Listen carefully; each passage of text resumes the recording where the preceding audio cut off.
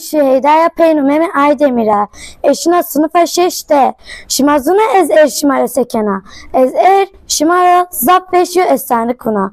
Nume ena esani luy o bizek.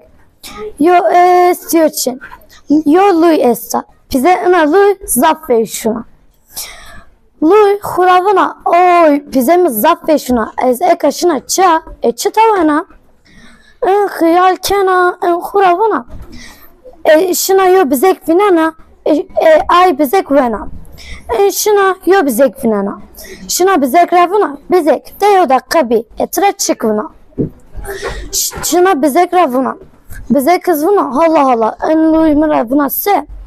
En piyaş şuna, luy bizek ravuna, vula bizek etre çık nivuna, etre vena.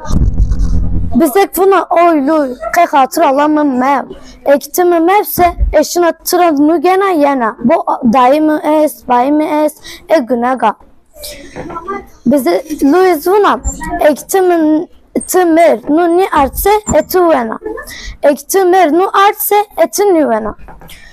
Bize kız buna etin nu ana gena. Bize kişina. Bize hıyal kena buna Allah Allah ez eka ene luya çıta bena. En hıyal kena buna aha. Bizerina verkema yo dikmet. Eşine aydık kena ben adına luy.